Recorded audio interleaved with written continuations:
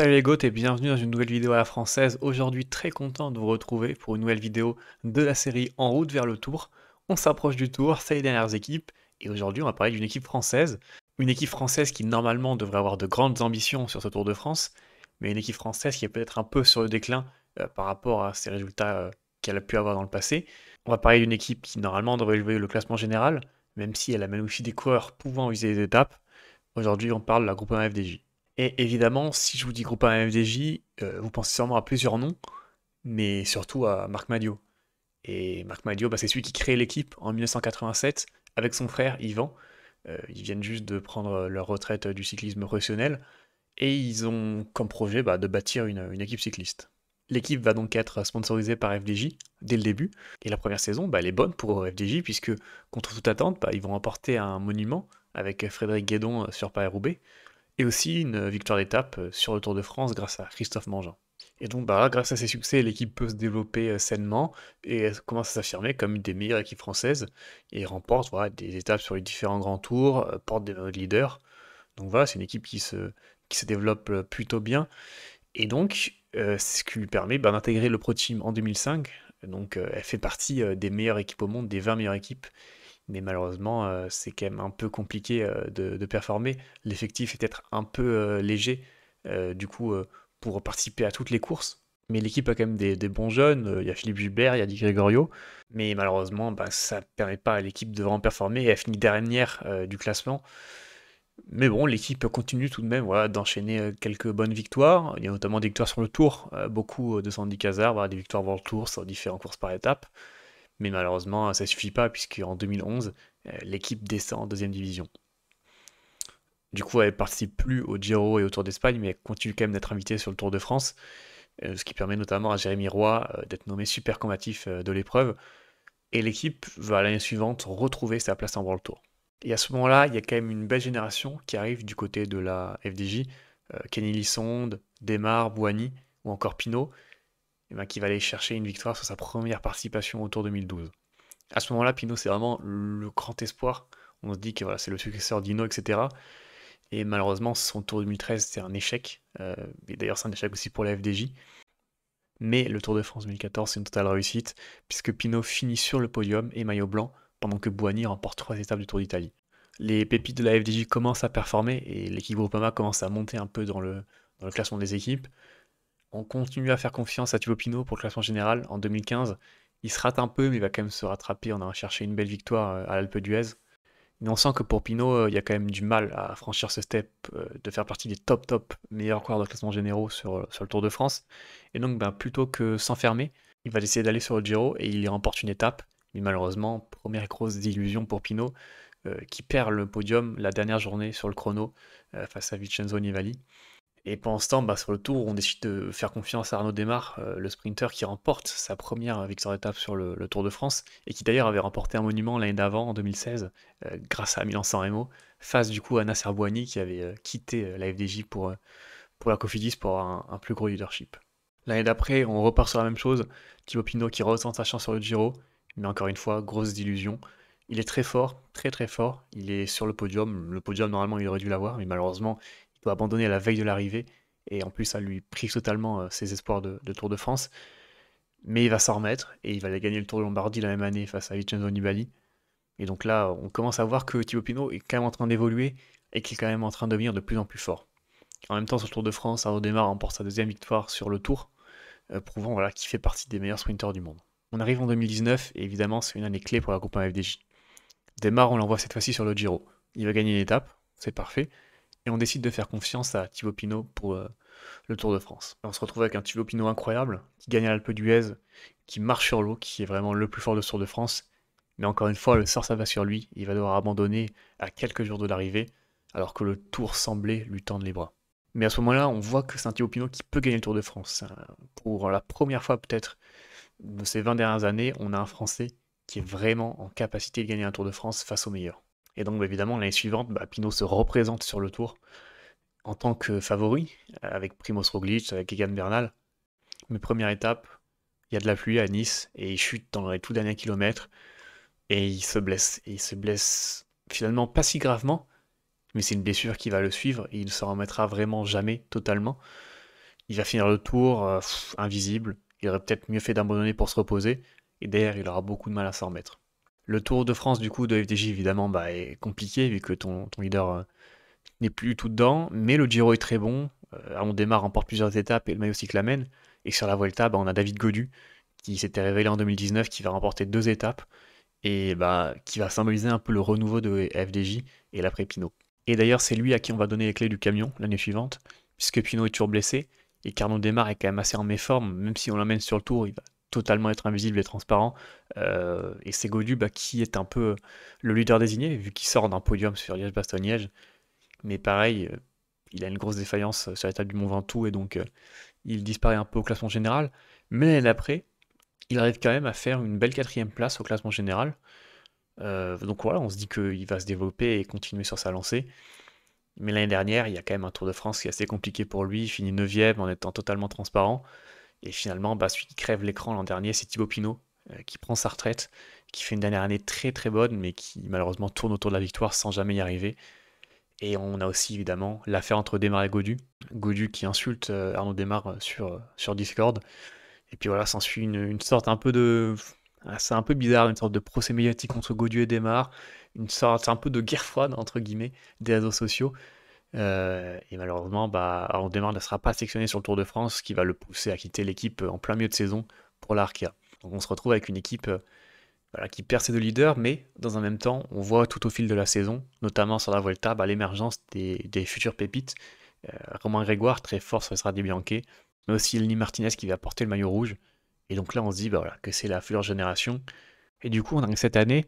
Et cette année, bah, il y a un invité surprise, tu vois, c'est de la FDJ, c'est Laurent Spiti, très très fort en Australie, notamment sur la Cadel Evans, qui le remporte, mais aussi sur les classiques pavés ou même sur le Paris-Nice. Mais malheureusement, derrière, on a des cadres qui sont pas du tout au niveau. Valentin Madouas et David Gaudu sont assez catastrophiques. Lenny Martinez, par contre, très très très fort, très gros début de saison de Lenny Martinez.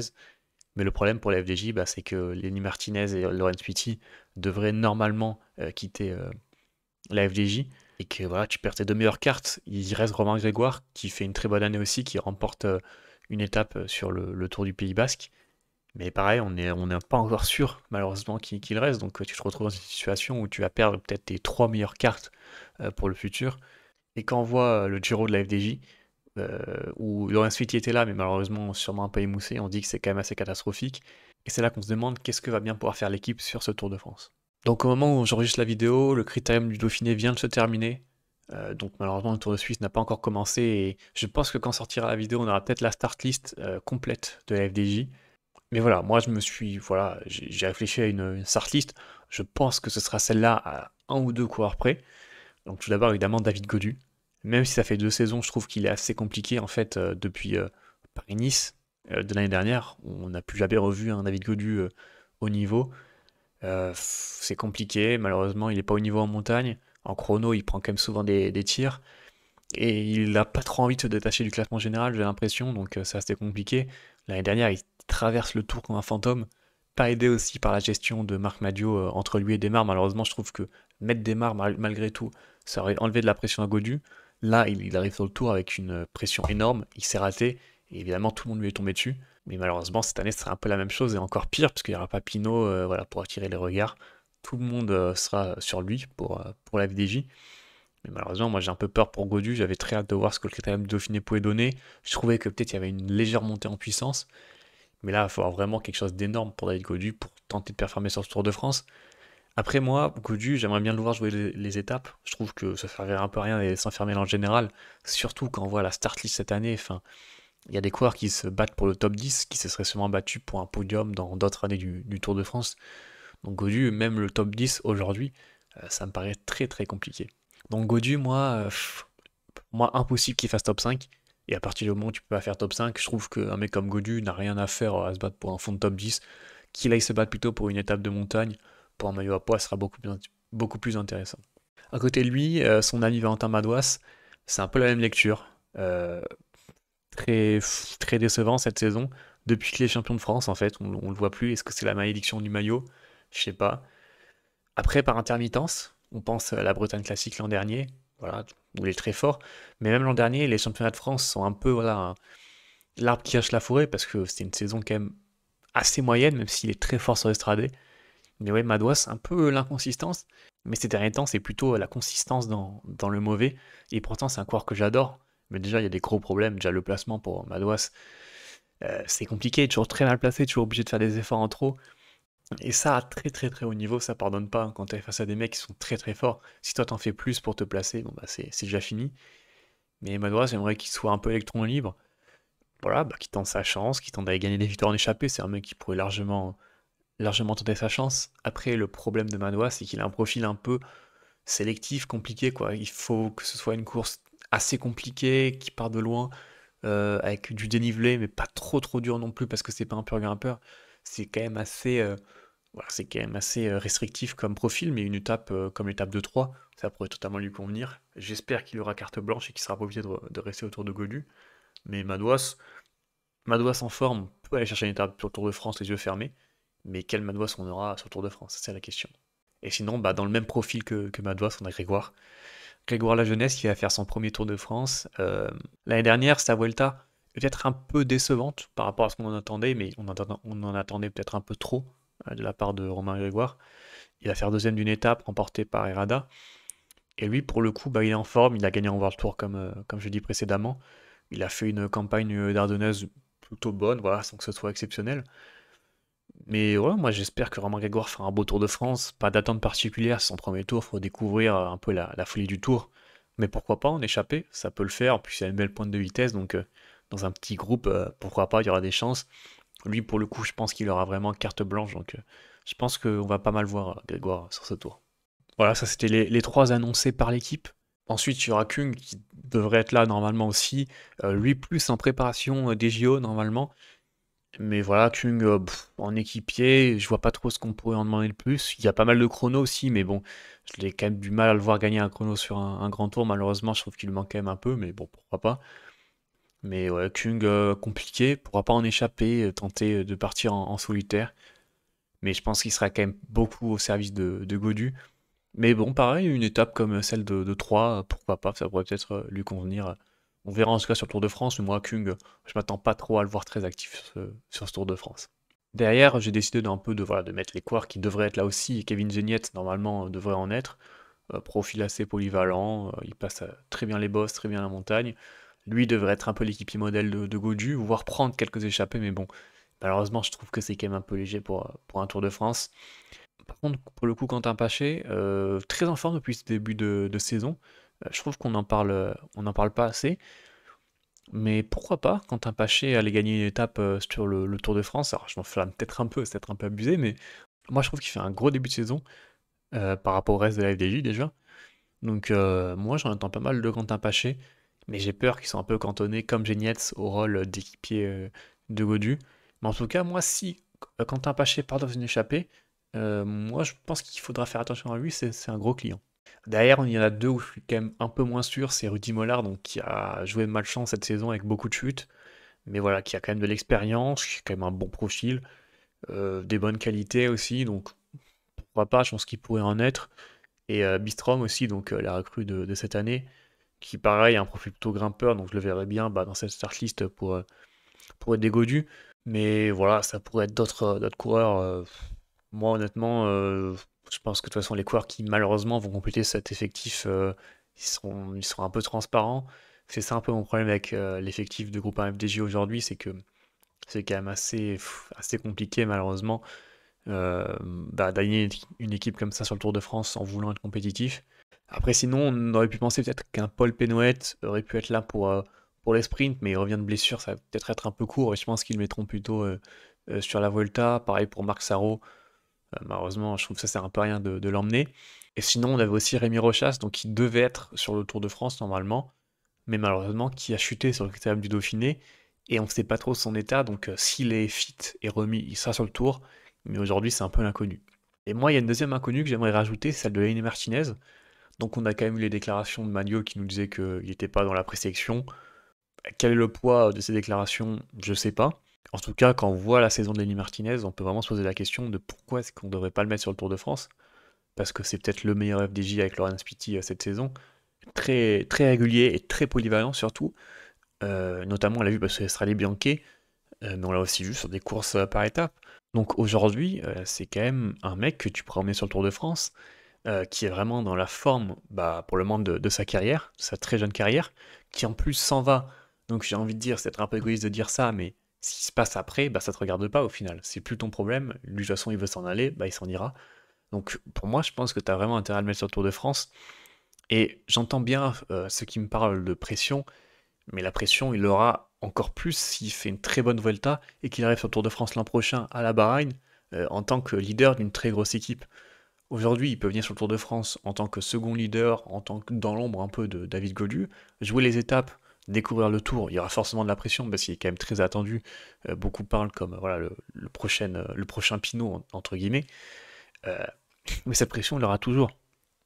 Donc moi, je pense que ce serait une très bonne idée de l'emmener sur le Tour de France, surtout quand on voit l'effectif de la groupe 1 FDJ, parce que si on avait un effectif type UAE où on avait que des gros quoi, on pourrait se dire, bon bah là, Martinez va sur la Vuelta, ça pose pas de problème.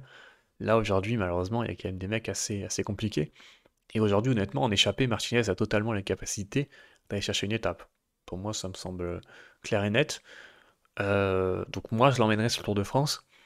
Et si je devais me mouiller, je pense que Martinez a plus de chances d'aller sur le Tour de France que ce qu'on croit. Je pense que Martinez pourrait être sur le Tour de France. Après, c'est vraiment aucune info, hein. C'est juste du ressenti personnel. Et que Madio essaye un peu de brouiller les cartes.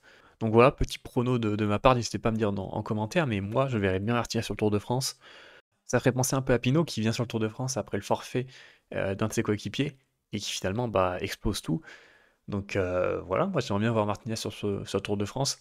Et puis ce serait un qui m'intéresserait le plus, donc voilà, tout va dans ce sens-là. En tout cas, moi, FDJ, j'attends vraiment une victoire d'étape sur ce Tour de France.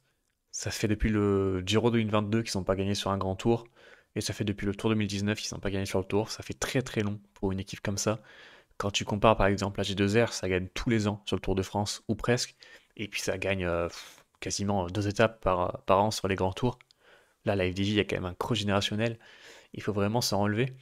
Alors certes, il y a des problèmes de budget et ça va peut-être un peu compliqué. Mais quand même, tu as une gestion qui est un peu cata. Je trouve que Marc Madio est un peu dépassé. Avoir laissé partir tes deux gros leaders pour au final bah, remplacer par personne, enfin, ça interroge un peu, on se demande un peu ce qui se passe à la FDJ. Et ouais, on a l'impression que ça va un peu dans le mur malheureusement pour une équipe historique française. Et honnêtement, aujourd'hui, ça peut peut-être faire sourire, mais moi j'ai très peur pour les descentes parce que, ok, t'as quand même une bonne base, mais demain, t'as Yannick Martinez, t'as Roland Suti qui partent, bah, David Godu, Madouas qui score plus, il reste plus que Romain Grégoire, enfin ça va peut-être pas suffire au bout d'un moment pour sauver l'équipe. Et surtout, bah, derrière, il n'y a pas grand chose, on a un peu du mal à voir où elle va. Donc moi j'aimerais bien qu'elle a gagné une étape sur le Tour de France pour se rassurer, voilà, pour remettre une bonne dynamique en place. Mais malheureusement, j'ai peur que ce soit compliqué. De toute façon, la victoire elle peut venir de deux mecs ou trois. Pour moi, ce sera de Madouas ou Grégoire, parce que Godu va sûrement jouer le général. Donc ça va être assez compliqué. Je sais pas trop ce que vous attendez de cette équipe, dites-moi dans les commentaires. Et puis on verra en fin de tour celui qui avait raison. En tout cas, j'espère que cette vidéo vous a plu. N'hésitez pas à aller voir les autres vidéos de la chaîne. Ouais, on a fait toutes les équipes, qu'elles soient à voir le tour ou pas. Vous pouvez les regarder quand vous voulez. Il y a une partie historique, une partie start list. Voilà, vous pouvez passer, regarder qu'est-ce qui vous intéresse. Et puis, bah, on se dit à la prochaine pour une nouvelle vidéo. Salut les gars.